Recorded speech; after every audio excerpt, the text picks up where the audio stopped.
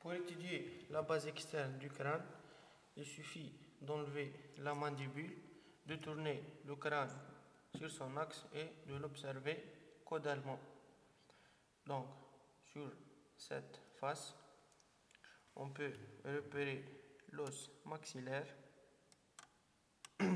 avec l'arcade dentaire, son processus palatin, la suture palatine médiane, le corps qui est ici avec le processus zygomatique.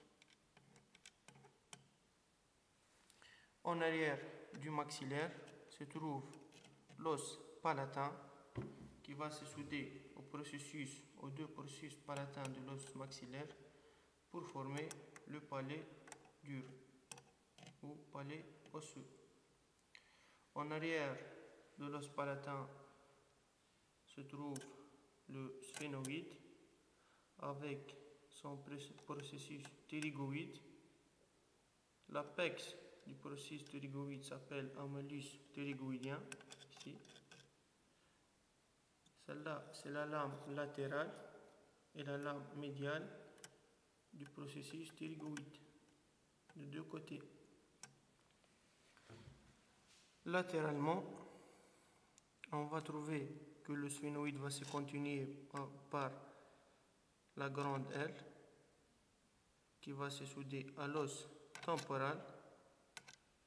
L'os temporal qui présente le processus zygomatique qui répond à l'os zygomatique pour former l'arcade zygomatique qui va délimiter un espace appelé fosse temporale. L'os temporal va présenter une surface articulaire qui répond au processus condylaire de la mandibule sur la fosse mandibulaire. Une partie qui est volumineuse, c'est le processus mastoïde de l'os temporal. En avant, c'est le processus styloïde. Ici, il est coupé. La partie interne, il s'agit du rocher, c'est la partie pétreuse. Et ici, c'est la partie squameuse ou écaille. En arrière, c'est l'os occipital qui forme le plan postéro-inférieur du crâne avec ces deux condyles qui vont s'articuler avec l'atlas, le foramen magnum et l'écaille de l'os occipital. Pour les foramens de la base externe du crâne, je vais commencer par le foramen incisif. Le foramen où ce sont les deux coins qui vont s'aboucher au nasopharynx. Le foramen déchiré de deux côtés. Le foramen ovale. Le foramen épineux. Le canal carotidien qui n'a pas un équivalent à la base interne du crâne.